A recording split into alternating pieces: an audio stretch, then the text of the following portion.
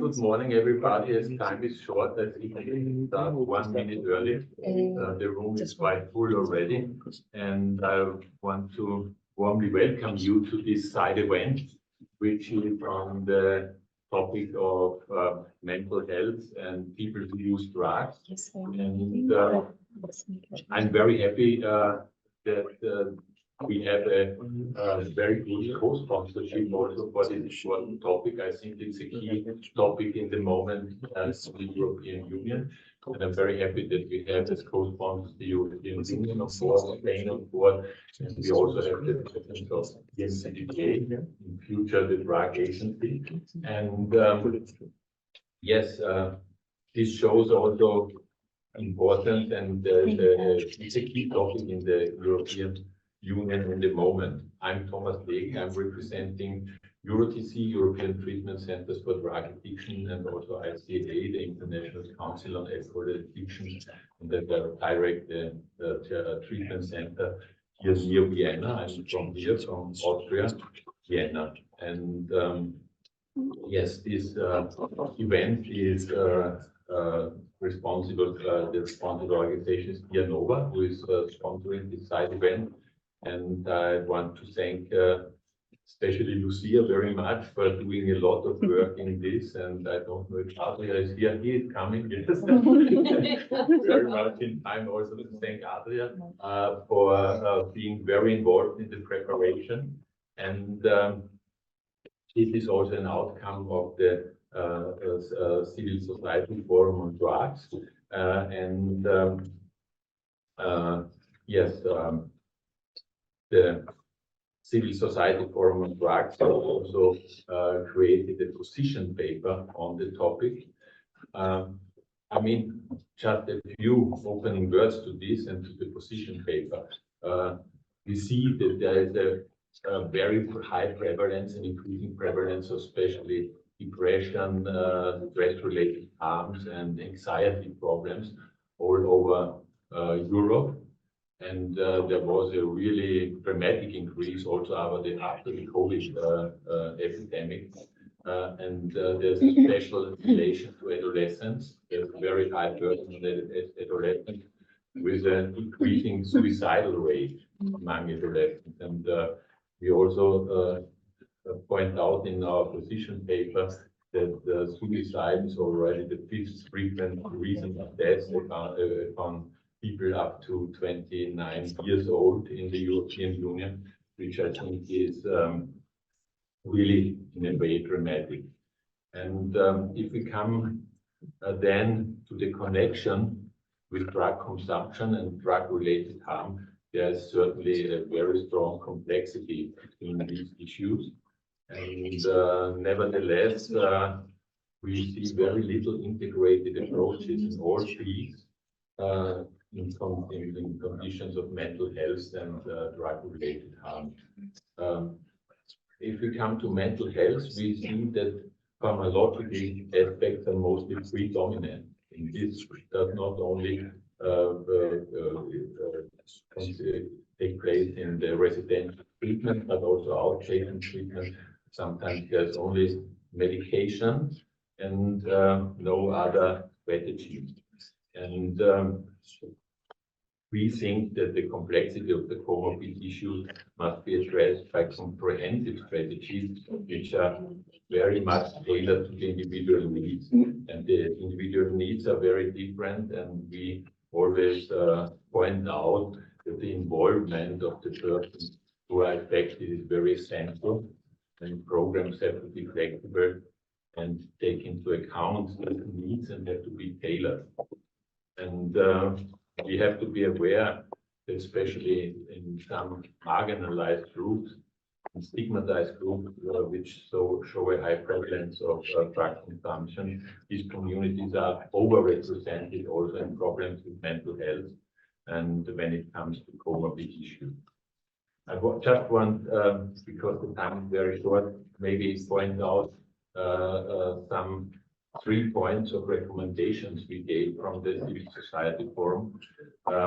And one is that given the biopsychosocial nature of the comorbidities of mental health and substance use, approaches have to address should be multifactorial and not only include the medical and psychiatric measures, but also social, family, and community-based intervention. I think I come from treatment, and this is really essential. The medication should always be accompanied by other therapeutic strategies that rely on the psychosocial component. And the public authority must definitely also ensure that the deteriorating mental health among youth is addressed as a matter of priority. And I think the good news is that it is a priority now in the European Union to lessen also the risk of the development of comorbidities later in life.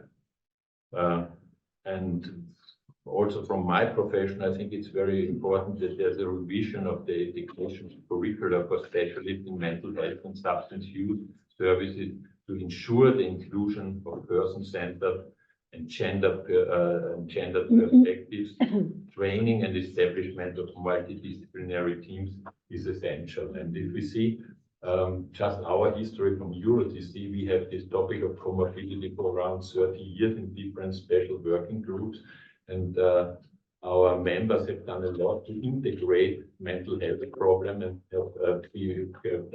become specialists for mental health within the addiction related treatment and programs.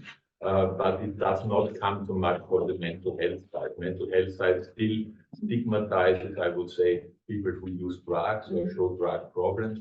They want to send them away. And so we still have this situation that the affected people, they go from one door out to the other, and they are not treated in an integrated way. So this is a key element. And I direct a small treatment center here, beginning of the Alps, the therapies are all involved, and we have made it totally different because we have a mental health facility integrating addiction problems. And so this works very well, and I think we always have to deal with comorbidity as soon as it comes to residential need of residential treatment with drug programs. We always have the comorbidity, and this is also something in other direction of stigmatization. And I have to point out that the strongest connection is, I would say, between legal drugs and comorbid mental health problems, and so especially in Austria now, and it's all over Europe, we have a high increase of benzodiazepine problems, and they're always connected with mental health problems. So this is what we, in the moment, see very strongly in our treatment. This just to give a short introduction into the problem and also show that we are very active in the civil society forum on this topic. It's really very important for us and in all fields. And we always try to be very balanced and point out that measures always have to be evidence-based. So I'm very happy now that we have also very prominently Elena Alvarez from the Spanish government here. And I would give the floor to you to give us some introduction. Thank you, Thomas. Good morning to everyone. First, I would like to thank the organizer for the invitation to participate in this event on behalf of the National Plan of Drug of the Spanish Ministry of Health. For Spain, the issue of mental health is a priority. As said, the Spanish Minister of Health during her statement at the high-level summit last week. Mental health has been also one of the priorities of the Spanish presidency of the Council during the second semester of 2023, in line with the current EU drug strategy. Within the scope of the Horizontal Working Party on Drugs of the Council of the EU, the HDG, the priority has been to address the situation of people with drug use disorder that co-occur with other mental health disorders, given the high prevalence, already comments, of this disorder and their negative consequences, which pose significant challenges to the society. The goal was to reflect, discuss, and exchange view and experience in this field, in order to identify the main challenges and possible responses in the EU and its member states. Experts from the EU member states, international organizations, including the UNODC, the COOF, the EMCDDA, were involved in the discussions. I would like to highlight the involvement also of the Civil Society Forum of Drugs, CSFD, that was invited to make an intervention in the HDG and prepare a paper that has been taken into account for draft the final document. I take this opportunity to thank sincerely this forum of the civil society for the useful contribution and great collaboration during all the process. This work culminates in the Council conclusion of the EU on people with use disorders that co-occur with other mental health disorders. A document based on available scientific knowledge, discussions, and writing contribution. We aim to be a useful tool to raise awareness among policymakers, providing them with recommendations to facilitate decision making. Let me now share some of the main conclusions of this document. Here is the document. I invite you to consult and to disseminate. It's available online. Please do it. The final document is, well, the final recommendation, there are 12, and it's just 2 pages, so even very nice for the plane to return home. I will just now summarize some of the main conclusions, as I said. It is necessary to consider drug use disorder co-occurring with other mental health disorders as an important challenge that require multidisciplinary and comprehensive responses that involve all relevant stakeholders, including policymakers, health and social professionals, academia, people with life experience, and the civil society. We consider crucial to include in the health and drug strategies responses to the need of the people, of these people, and pay particular attention to the group in vulnerable situations. We invited to implement prevention, risk and harm reduction, treatment, recovery, and integration program based on the scientific evidence and best practices, making a special effort to develop personalized intervention and promoting measures aimed at minimizing stigma and discrimination. We recognize the need to pay particular attention to the availability of adequate treatment for people having both drug use disorder and other mental health disorder, regardless of the point of entry into health and care system, in line with the principle of no wrong dose. It deserves special mention the secure access to services for people within the criminal justice system. We support research in the field, and we recognize the need to monitor the situation and to develop reliable and comparable indicators. We encourage to provide sufficient institutional and financial support in order to develop appropriate responses.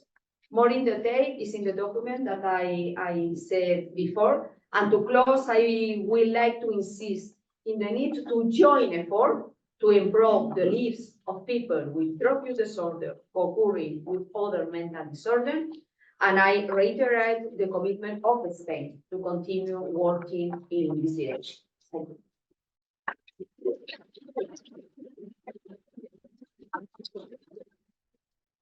Thank you very much for this very precise intervention and for being here.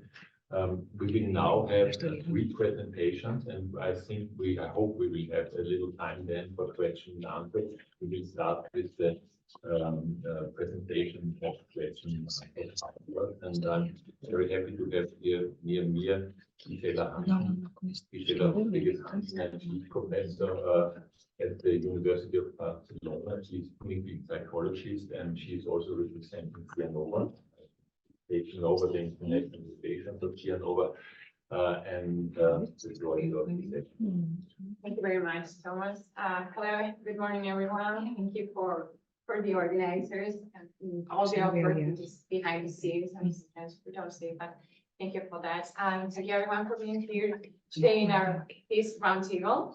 In so many options and side events. So thank you for that. I'm going to focus my intervention on how the lack of comprehensive approaches in drug policies and therefore the design and the implementation of treatment programs impacts directly in our daily actions as professionals in drug treatment settings. I will identify a series of barriers that sadly still remain and still be present in our daily days.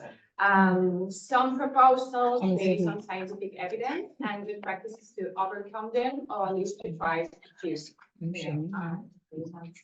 situation. I have a PowerPoint. It's coming, yeah, sorry. Okay. Something you just came to save us. I'm going to time myself for that. Still time from my colleagues. It's here.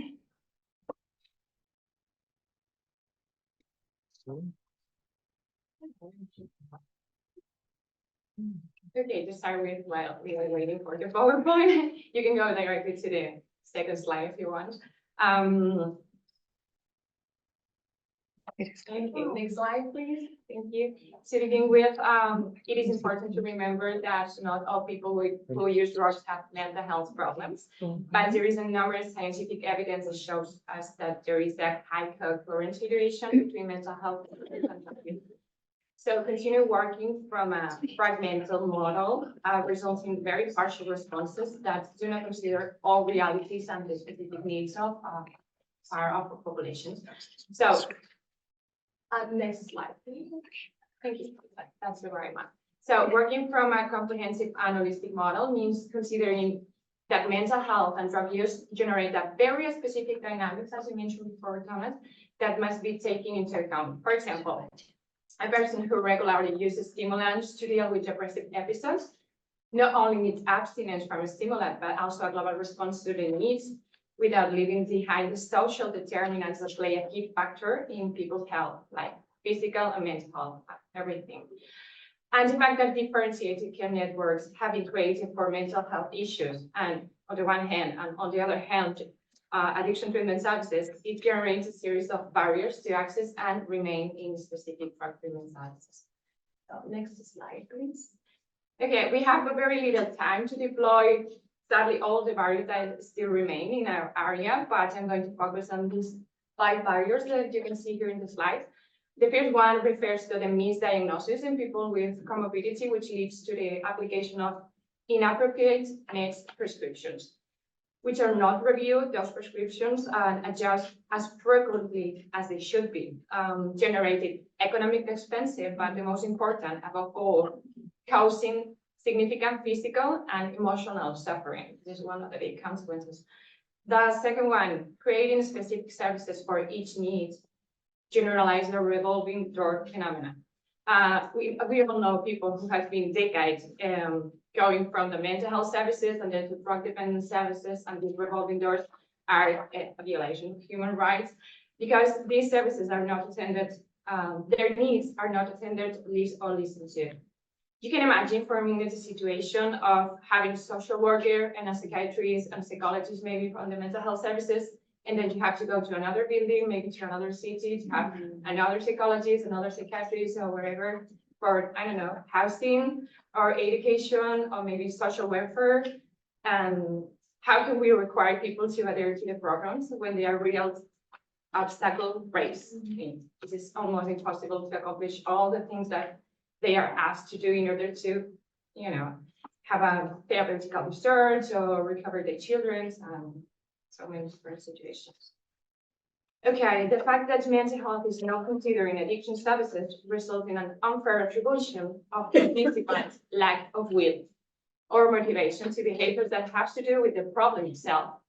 And this type of thinking, professional staff, is directly linked to stigma to people who use drugs, like they are like willing or they are not trying hard enough.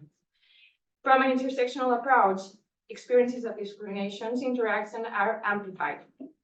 comorbidity along with other access of oppression such as gender, poverty, and other issues increase vulnerability and the risk of suffering institutional violence. We fall short, very short, of addressing the specific needs of people who use drugs and mental health issues because the lack of a comprehensive and intersectional approach we will show a little bit more here. Next slide, please. What can be done? What can we do from our side? It is necessary to advocate for an adequate diagnosis that allows the creation of plans focused on the real needs of people and the correct medication prescription. We really need to hear what people need, what we can ask us. And it is high time to raise awareness in professional teams about how mental bias and stigma operate and impact in our performance, in our personal performance every day. We really need to review our own stigma and how we just replicate it in our actions. We need specific training on mental health in addiction services to address the whole, but not as a gold standard. It is a basic quality standard addressing in a comprehensive way. Also, trauma and adverse experiences are more prevalent in people who use drugs than in general population, but specifically in women who use drugs and in men who use drugs. That there you are, the gender dimension of the phenomena. If we work with mental health and drugs, it is essential to consider trauma and how comprehensive recovery involves addressing each choice. We will talk about a lot about this. We must guarantee the continuum of care, that the services and their characteristics respond to different needs by implementing intersectional, but above all, biopsychological approach. As Thomas mentioned before too, and Elena, biopsychological interventions have more positive impact in the medium and long term, and surprise, surprise, they are cheaper. It's really cost effective. And last but not least, we have to work from horizontal relationship with program participants, generate spaces for joint collaboration, and note that people are real experts in their own processes and their own experiences. And therefore, comprehensive treatment, as I said before, are cost effective, but above all, it responds to fundamental human rights and social justice. So that's all from my side. Thank you very much.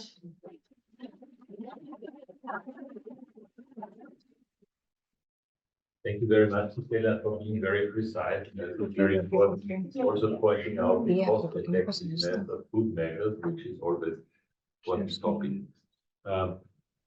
We now go to the other field of harm reduction, and I'm very happy to have Ganna Dokkas here. She's also a member of the Civil Society Forum on Drugs and outgoing member of the board of the Vienna NGO Committee, and very valuable in all these connections. And he's representing the Eurasian Harm Reduction Association. The floor is yours. Actually, I wanted to say that we are grateful for the opportunity to present results of our 3 years work, and that was like picking the donors funding from different angles to have this priority highlighted. And I wanted to thank Spanish and Belgian presidency for keeping eye and actually making focus on this issue. That's really important for us all to connect drug policy and mental health. You don't speak Ukrainian, but in Ukraine now we have this term mentalochka. It means like mental, and it's something small. Everybody have it, like we all need to deal with this. So that's how is your mentalochka? That's usual question, like how are you nowadays? And I guess it's not only Ukrainian concern, but the whole region, at least Eastern Europe and Central Asia. Next slide. I will move. So what we did, we tried to assess the pathway of the patient and the barriers for the people who use drugs, people who use new psychoactive substances, people from refugees or displaced people from Ukraine in 4 receiving countries, Czechia, Estonia, Moldova, and Poland. We were asking doctors, social workers, there were focus groups with the clients to understand what is the problem. I will give QR code for the report, and it's rather comprehensive and it was developed by the scientists and groups in these 4 countries. And all these countries have something in past, common in past. It's repressive psychiatry, Soviet repressive psychiatry, which was used against the dissidents, but it was also very institutionalized. If we will see next slide, we will see that even in a lot of, even in Czechia and Poland and Estonia and Moldova, actually doing a lot to overcome this institution heavy past in mental health systems. It's not, they're not succeeding well enough to address new challenges which came after the COVID and because of the war. And war affecting not only those who are running from the missile today again, Kiev was bombed. So it's constantly, but also all of us who are watching the movies, who are receiving the supporting and all of this. So a heavy institutionalized hospital, interested in keeping beds, and they're budgeted through beds. And there are no community or very little community really work on preventive, on testing, on screening. This all, like, if the patient will come to my door, then I will deal with it. Maybe I will have some tools to deal with it. And hospitalization is a principle, and it's written in protocols. So for a lot of issues, even connected with the drug dependency, or like you need to be hospitalized in the mental health clinic to have the proper diagnosis, and only then we will know what to do. And it's usually medicalized treatment. Psychologists seem like, I'm a psychologist by training, and I do remember when we came to the psychiatric clinic, the big one. They say, you're placed somewhere in the corridor. You will keep patients in a good mood.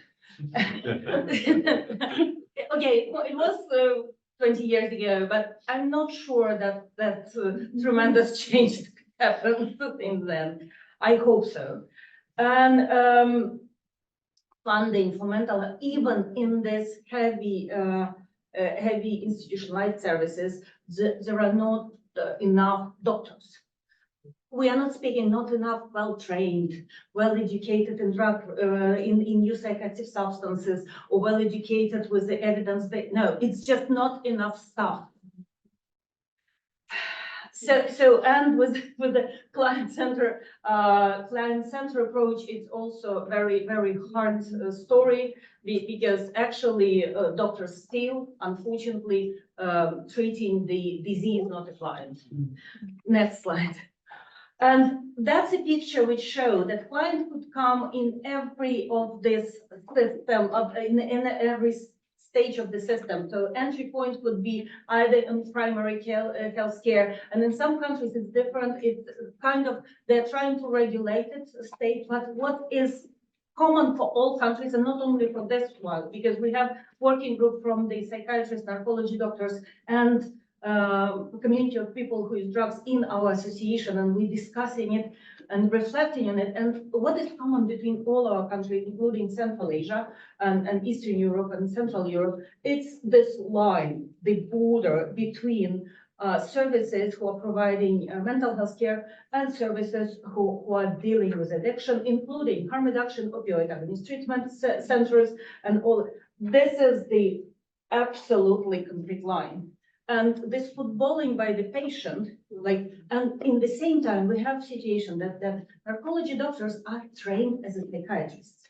So everybody take them as a psychiatrist, but they are not doing screening. They are not doing any help as a psychiatrist. They are not helping in depression. They're not dealing with this. They have very clear protocol of opioid agonist treatment, or detox, and that's it. Or something, it depends on the system, but that, and psychiatrists in their proper psychiatry, they are not addressing addictions. Yeah. And they're not trained. And they're football in by the patient. And we recognize in research that the only melted point in this strong Berlin border or wall between the two systems, it's the harm reduction, because harm reduction introduce psychologists within the system, and sometimes even doing screening already.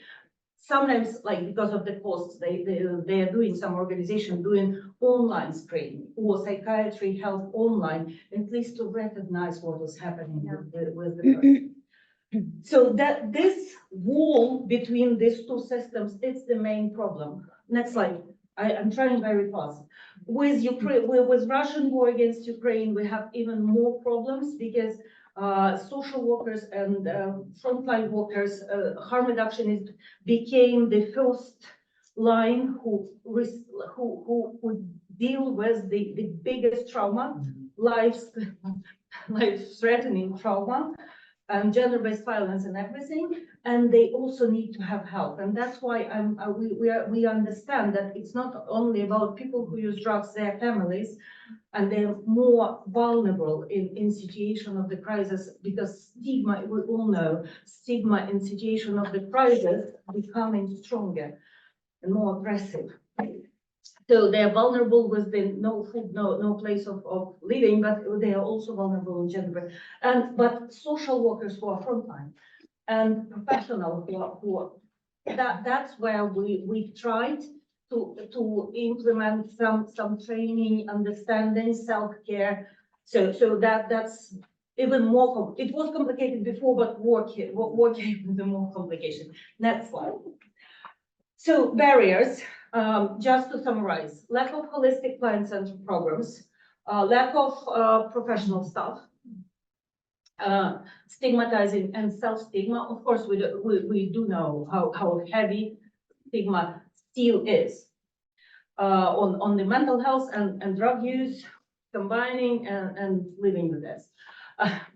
Accessibility, geographical, information and social factor, possibility to enter, being stigmatized because you are going to the mental health.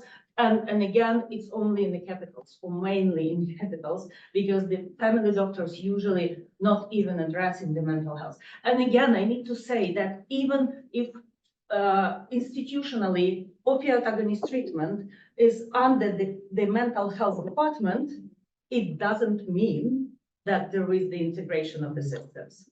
So if you have both from the psychiatry who don't understand why opioid agonist treatment don't treating out patients in 3 months, like that will not work.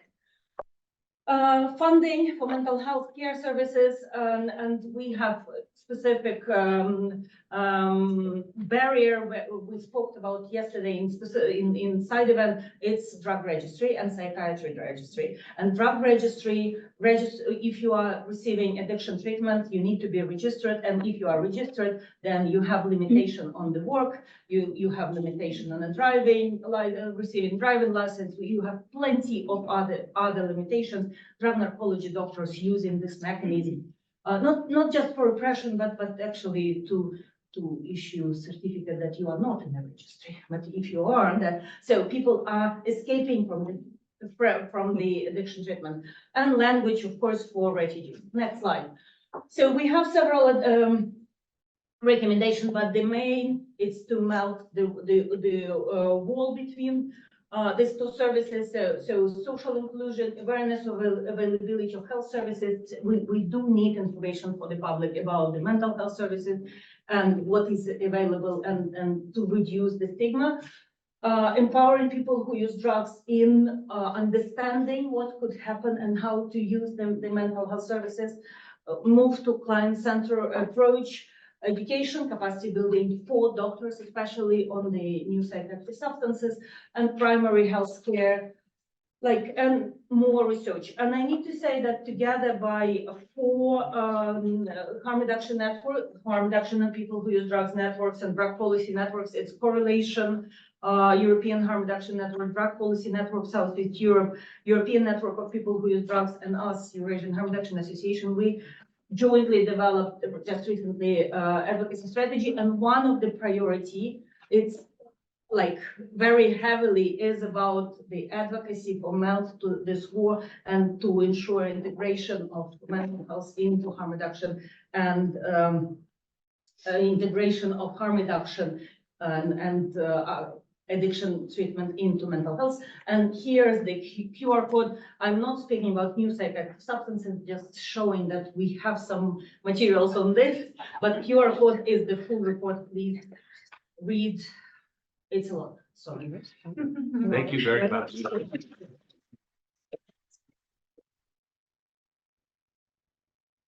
Thank you for pointing out also dramatically the needs and also the lack of this, and congratulations for this initiative. We came from Spain now to Eastern Europe and moved to Great Britain. I'm very happy to announce Tracy Ford from the Sheffield Community Service. Yours was Tracy. Okay, have we sorted slides? Yes, I'm on it. Yes. Just one sec. Yes. So I'm coming from a different angle, from lived experience angle. What I want to talk about today was something, my personal experience and what I think works based on my past professional experience of working in the recovery field for the past 27 years in Sheffield. So I'm chair of the Sheffield Recovery Forum, which brings together lived experience recovery organisations coming together. We generally, majority of our meetings are planning for National Recovery Month every September and about what we're going to do to raise awareness and to reduce the stigma around addiction. I also sit on Sheffield Inclusive Cities board, so we're aspiring to make Sheffield an inclusive recovery city. And that's linked in with some work, we work with Dr. David Best and Charlotte Coleman and Luca, who's in the room. So I would encourage people to go and look at that, because I think that is the way forward, inclusive cities. Slide 2, please. So I'm just telling you a little bit about my story. It's a long one, so I'm going to cut it short. I was sectioned in 2011 with drug-related drug-induced psychosis. Following a week's respite, which I always say that mental ward were the best thing that ever happened to me. People go, but it really, really works. But unfortunately, after a week of being in that mental institution, I was discharged back into community and back into a relationship, thrown straight back into the drug dealing, drug use that was going on. And I wasn't offered any aftercare. It was actually about a month later, after fleeing and leaving my partner, that taking my family, my children, that I sought support from a GP. I've been substance free during this time, but I really thought I'm not coping. I was experiencing really profound anxiety. So I went to GP, desperate for some tablets. Give me some tablets just to cope. That GP was incredible. Instead of prescribing something to me, he sat me down and said, tell me about what happened. And he sat with me for an hour and listened to my story. And instead of prescribing drugs, he referred me for a CPN worker, which is a community psychiatric nurse. I genuinely believe that without that intervention and support from that GP, from that CPM worker, I won't be sitting here talking to you. I'd have probably relapsed back into the criminal justice system and into substance misuse. My story is it's really different. If you'd have told me I'd be sitting here now, I'd be like, no way. Slide 3. I just want to say that I don't think treatment takes place in recovery. Might start in a treatment service, but that's not where it finishes. I truly believe that recovery and treatment takes place in the community, not a treatment setting, and that needs to shift. That thinking that you have to come to us as services. So in UK, we generally refer to something called CHIME framework, which looks at components such as importance of connectedness, hope, optimism, having a bit of hope, optimism, a sense of identity, meaning and purpose in your life, and a sense of personal empowerment. But I'm not going to talk about this because I would much rather talk about something called post-traumatic growth, which a lot of people don't talk about. So, according to John Rendon, there are 4 factors that lead to post-traumatic growth. A lot of people talk about post-traumatic stress and consequences of that, but there is something called post-traumatic growth, which is a lot more positive. And for me, I think that's a bit more personal. Post-traumatic growth is a personal journey. We talk about recovery, the chime, it takes place in a community, but I personally think that PTG takes place on an individual level. And according to him, for PTG to grow, develop, got to have some brutal, honest optimism, a perception, having a good idea, an angle of perception over your control of events that are happening in your life, looking at your coping styles, coping strategies, and a strong sense of self. And I have to tell you, I had none of those at all. I didn't know now, but as I reflect on my journey, I truly believe this is what happened to me. At times it was hard to feel optimistic, but I knew I couldn't change the past, but I could do something about the future. And I finally accepted and tried to trust in the support that was being offered me. A big part of my journey has been taking back some control, but also celebrating the wins, including the micro ones, just decorating little small steps, little achievements.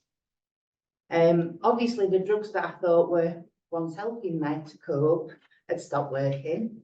So I needed to develop some new coping strategies. And I have to say, I'm still developing, learning new things about myself every single day. I think what's really important is if you can't make sense of your own story, you can't integrate it, learn from it, and create some distance from it. What am I? I write a lot. I'm writing a book about my story. I journal. I've been journaling this morning before I come out. Going home. I'm not. Yeah, I call it having a word with myself. I have a website, so that's what I do a lot of. And I stopped listening to noise from outside. The writing introspection helped me stop listening to outside noise and start listening to myself. And that for me is where I found my true, authentic self. I have to say though, that none of this has been done in isolation. There have been many people over the years who saw something, who had nothing to gain from my recovery, but saw something in me that I didn't see in myself, and it actively encouraged me and to pursue, and hence why I'm sat here now. So another slide 5, please. So again, I think there are some similarities between chime and post-traumatic growth. The conditions for them to flourish, I think, are very similar. But as I say, I think post-traumatic growth takes place, and it's more personal. And I think we could be doing more as professionals or people who were working in the field to think about what skills them individuals have got rather than what you can do to fix that person. Yeah. So my final word, next slide. So I would like to see the transfer of support services moving into community settings. I'd like to see a fresh approach from professionals. Again, I've said it before, there's a misconception amongst practitioners that they are the experts in diagnosing, prescribing what's best for the client. I would challenge that notion, because I believe that the expert that is the person that they're trying to support. I would like to see staff adopting more strength-based approaches, including informal ways of working. And I'd also like to see our communities doing more to address the stigma associated with addiction and mental health, to ensure that we can make sure that our communities are as inclusive as possible. The bottom line is, I always say, as soon as the funding for treatment, if the funding for treatment ends, the only place that somebody who's struggling has got is their family and community. If we don't invest in the families and the communities, then we're just going to continue doing that in that vicious cycle. So that's me.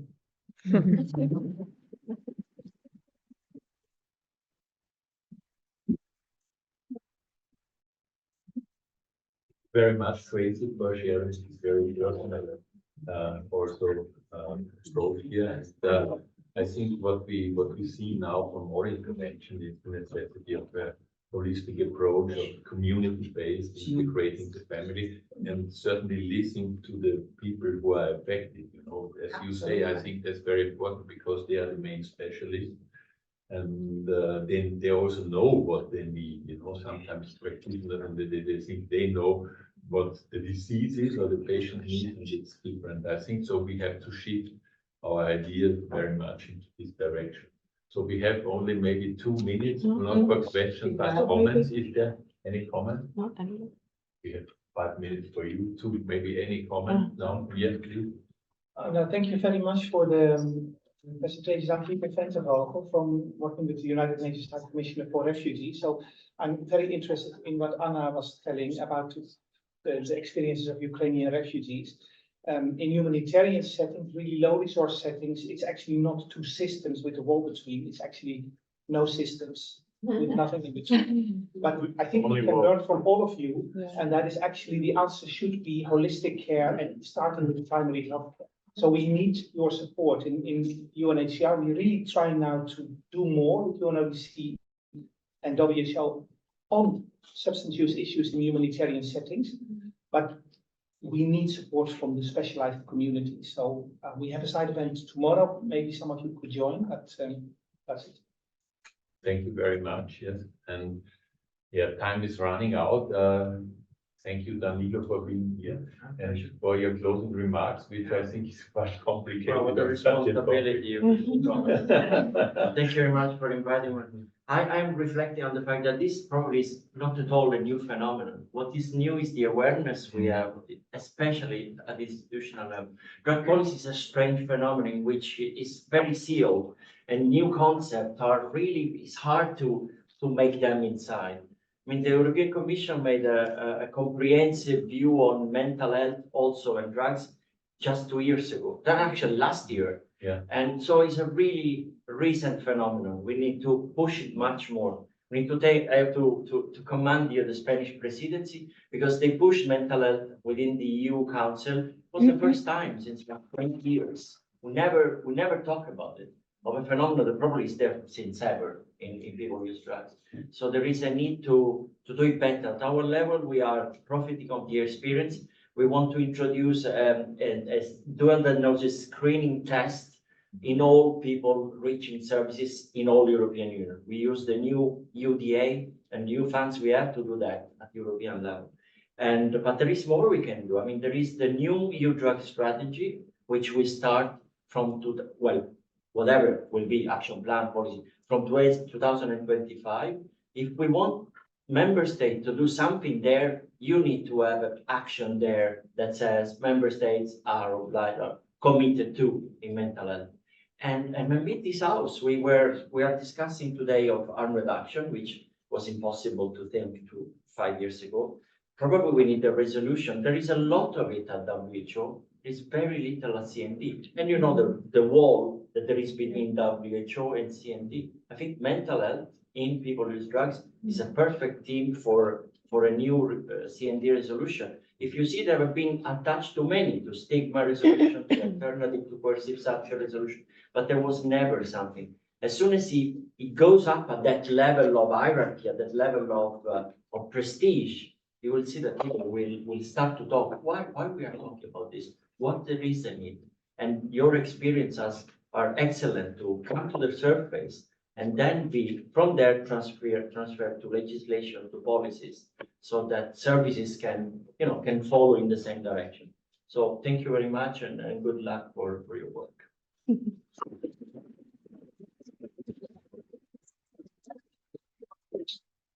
Thank you so much, Danilo. And I think what you mentioned now, that the awareness is there, I think it's a good point now to keep this awareness. I mean, we're very happy that this is on different levels, and we are hopefully trying to also create it with the CND, as you said, you know. Keep the fire Keep on. the fire on, yeah. It's easy to Yeah. fade away.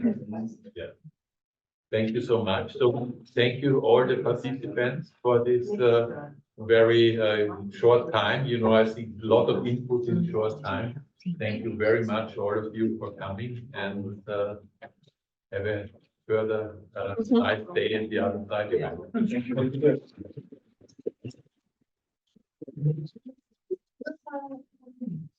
Join us.